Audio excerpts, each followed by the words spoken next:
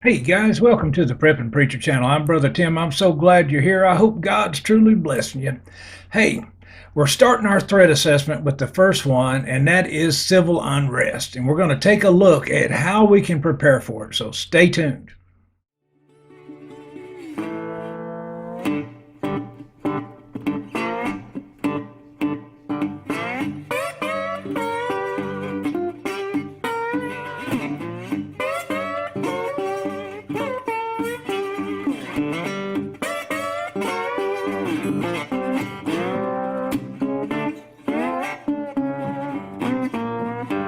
As I said, this is the Prep and Preacher channel. I'm Brother Tim. I'm so glad you're here, and I hope God is truly blessing you. Hey, if it's your first time with us, man, do me a favor. Don't hit that subscribe button yet. I want you to understand who we are. Now, first off, we're pro-God. That means we stand on the rock, and his name is Jesus Christ, and it's in him we put our faith. We're pro-family, as God has called us to be, and along with that goes we're pro-life. That means we don't support the murdering of innocent babies. It's an offense against the holy God. We're also pro-Second Amendment. That means we support the right of American citizens to own firearms and to bear them. And we're also pro-police and pro-military. Now, we also support our veterans, of which I'm one. So if any of these that I just talked about, being pro about, offend you, well, hit the road, Skippy. I mean, go put your little black pajamas on and tell everybody that you're an anarchist. You know, whatever you want to do. Just get out of your mama's basement and get a job. How about that? We'll start with that one. But if you like these, and I call this being pro-American, if these are the things that you stand on and support, well, then stick around, man. Hit that subscribe button and join in, man. Pull up a chair and we'll have a conversation because we're going to have some fun. And for you guys that have stuck with me, thank you and God bless you. You just don't know how you've touched my heart, man. Words can't describe it. I am just so overwhelmed. Now, always remember, you can put comments down there and questions, and we'll try to answer them the best we can. Also, prayer requests. We do pray for you. We believe in the power of prayer. And now, if you don't want to air it out, you can email me. The email is usually in the description, and just send it to me in an email. Also, we have a website now, thepreppingpreacher.com. Now, come on in and register. It doesn't cost you a dime. All right, we set this up using the funds from this channel to set it up so we'd have a place that we could come together as brothers and sisters and talk about anything we want. All right, and Big Brother can't affect it. They can't shut it down. So come on in, and you'll have to register to be able to go on to the forums. But once you're registered, then you've got the reign of the forum there, and you can post and you can comment on other people's posts and make some good friendships. That's what it is. We got some great brothers and sisters. But now the video. We've started looking at threat assessments, and the first one we're looking at is going to be civil unrest. So how can we get ready for civil unrest if it happens near us? Now, when we talk about civil unrest, many seem to think it won't happen, and they don't think it could ever happen. But that's okay. Many didn't believe that we would have a pandemic that happened either. But civil disobedience can go to civil unrest real quick. And sometimes I believe we are approaching the perfect storm of civil unrest. With everything going on, from the lockdowns to the trials that are going on, we're seeing demonstrations turn into riots all over the world right now. I believe we're sitting on the precipice of riots that will rival, possibly surpass the 1960s and what we saw a summer or two ago. When the authority fails, is what we're seeing here. It's become commonplace for the authorities to withdraw the police presence and allow this chaos to happen. Their strategy is that they would inflame, that if they put the police there, it would inflame the situation. They've not learned yet that what they're doing is counterproductive. You see, like we saw in Portland, just last week, after the Kyle Rittenhouse verdict, all right, the authorities were fooling themselves thinking that the violence and the destruction would stop if they removed the police. And I'm here to tell you, the only thing that's going to stop that is actual brute force, all right, and police presence. That's all these thugs understand. You see, the peaceful protest ends the moment a window is broken or a fire is set. Now, if you happen to be in that area, the sad thing is nowadays, you're left to fend for yourself. There may be no help coming. Now, knowing that you're on your own, you've got to do a threat assessment and figure out what's going on and how you can make it through it. That's the prepared part is, and so let's do some planning here. Now, the first thing I'd tell you to do is rally the troops. Okay, when I say that, that means to get your family members home. Okay, if you've got children in school, you may give them a standing order that they shelter in place at the school until you're able to pick them up. Or as we did, now if you have older children that had vehicles, my sons were older than my daughters. We had our sons' responsibility was to get to the elementary school and pick up their sisters and get them home. And hopefully you've got some type of communication. Cell coverage should still be going on, but you get them to get home or to the rally point, wherever that may be. Okay. That way you're not having to worry about where they're at and what's happening to them.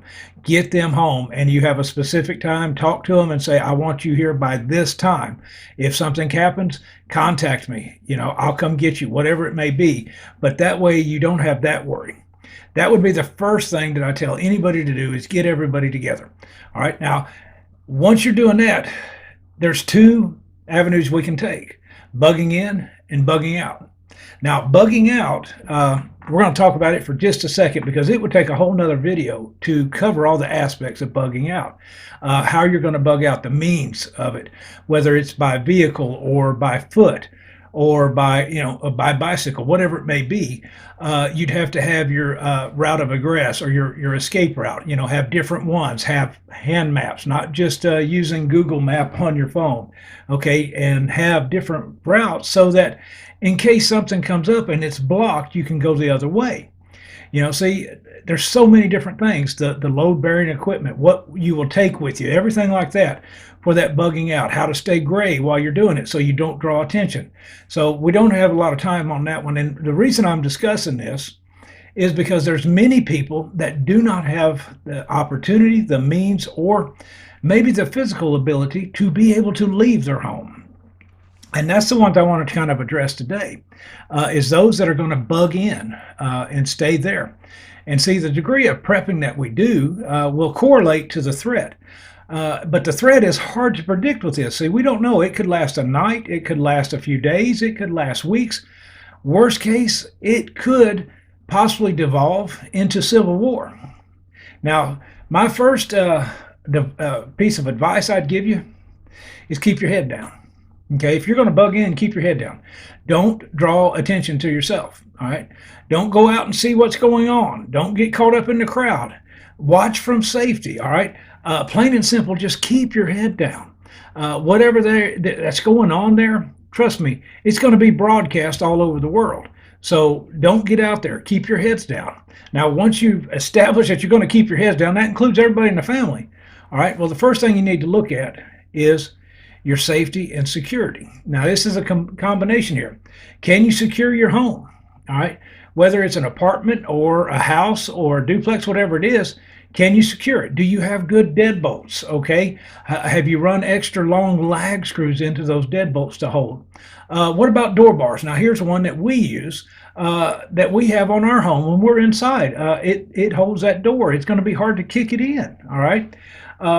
What about covers for your windows? Maybe take a lesson from the people on the coast with the hurricanes and get some plywood and have it pre-cut already so that you can cover your windows so there won't be glass breakage. Do you have security cameras? Well hidden security cameras. All right. Do you have ways of seeing what's going on around your place? Not only that's the security, but what about the safety department? Do you have a fire extinguisher? One or two. I would try to keep 3 or 4. This is the kind that we keep. They're fairly inexpensive, but have fire extinguishers or 2. Do you have plastic, visqueen as we call it, and duct tape for the windows? Now, this is to keep smoke or the tear gas from coming in, whatever it may be, coming in.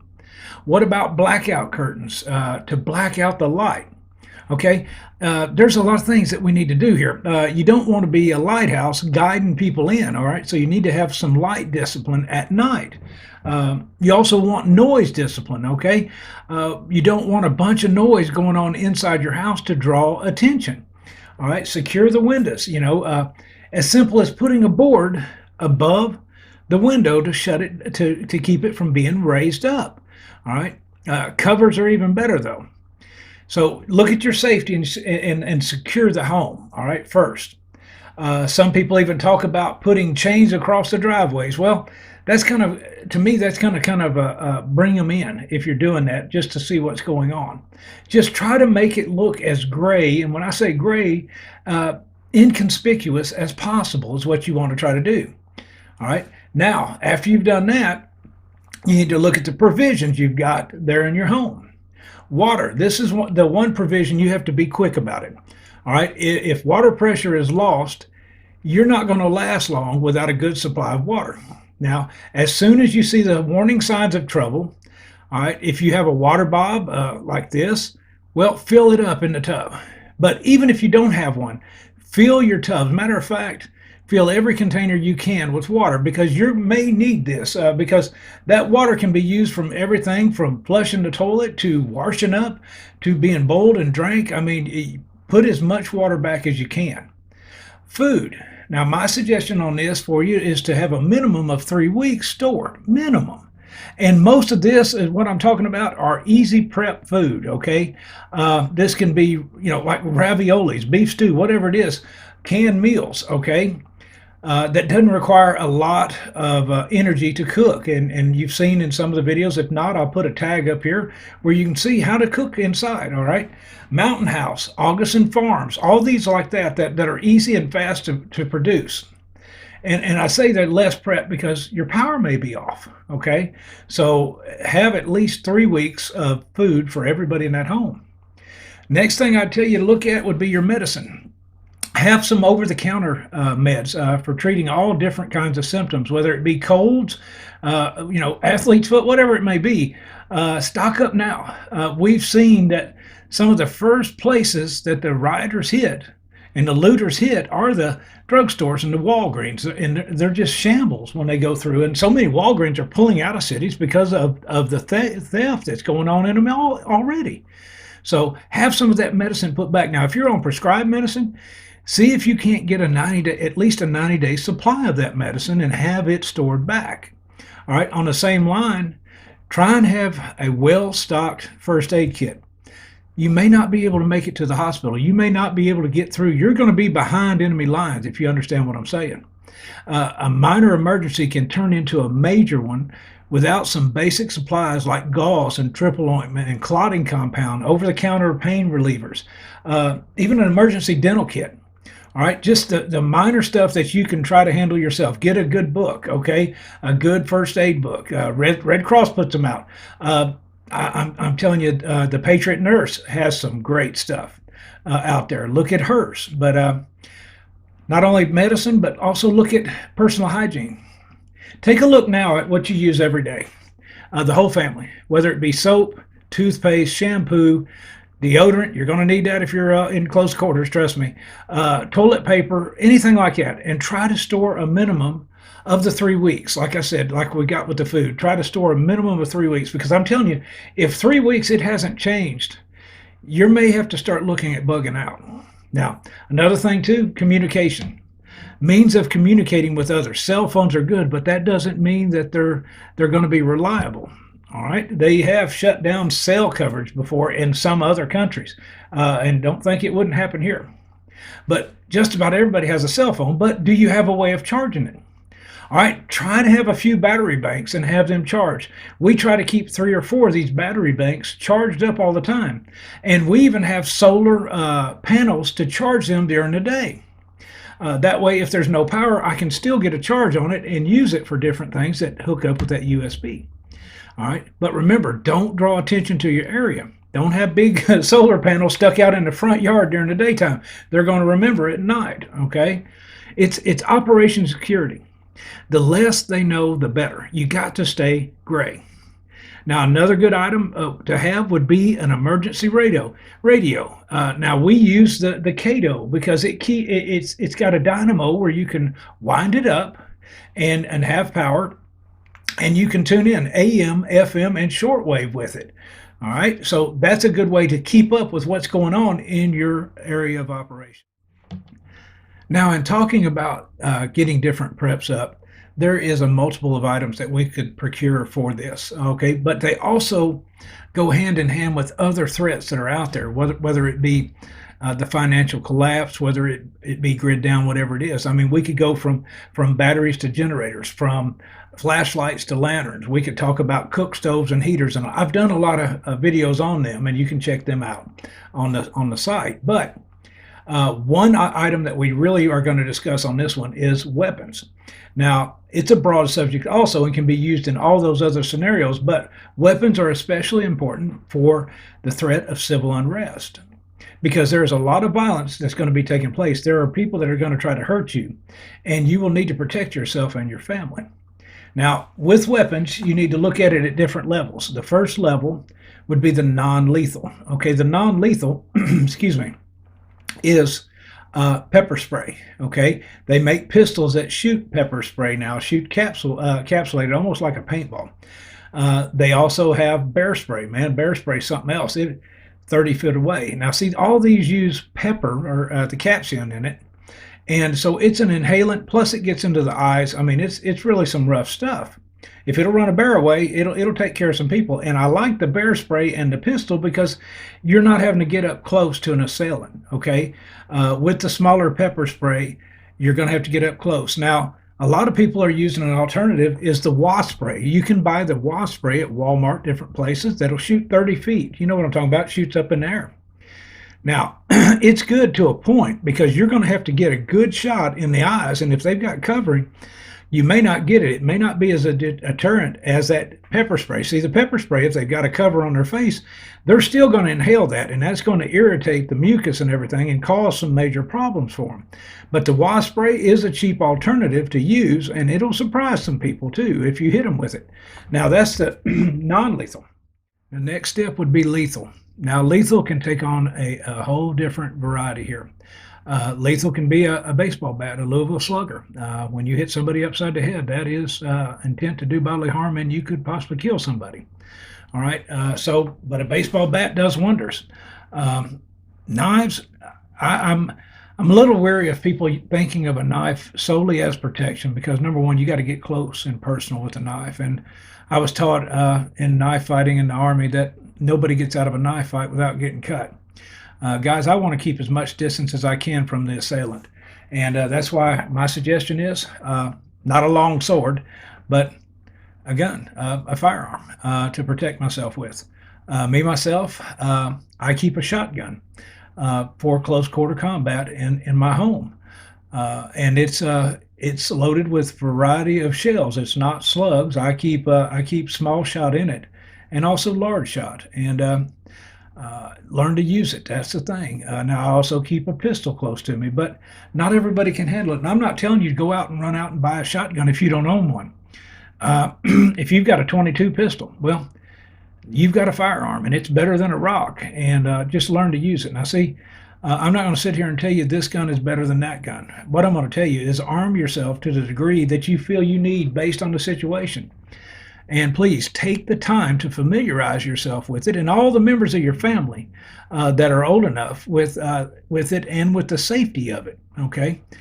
And make sure you know the laws, okay? And discuss the scenarios with all the people in your group there so that you won't have a problem, later on here.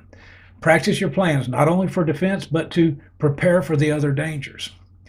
Determine a safe room where to put the children at. The last line, the elderly, put them there. The last line of defense where you can fall back. All right. So, but yeah, you need, if you're able to, get yourself a weapon. Okay. That's what they're there for, to protect yourself for self-defense. And we've seen that self-defense is held up in this country now. But you have, most states have the castle law. Where if they're coming into your castle, you have the right to defend yourself and your family. And guys, I'll deal with the court system if that ever takes place. I'd rather deal with the court system than let my family down. So that's some ideas to look at on bugging in. Well, if you made it this far, God bless you. I appreciate your time, man. That's that most valuable commodity we'll never get back, and you give it to me watching this. And hey, if you got any comments, man, leave them down below. If you got any questions or hints, leave them also down below. Give it a thumbs up if you liked it. Thumbs down if you don't, man. Hit the subscribe button. Let me know you're there, okay? But the thing about it is, if you have to bug in, all right, real quick, hunker down, man. Get your head down, keep it down, stay gray. All right, secure your area of operation, your AO. Secure it the best you can. All right, have the provision stuck back in case you have to ride it out, and be able to protect your family. All right, that's what it all boils down to. It's just trying to get through whatever's hitting you. Okay, and so until I see you again, I'm praying God may richly bless you and that you'll continue to stand in that gap. This is the Prepping Preacher, guys. I'm out of here.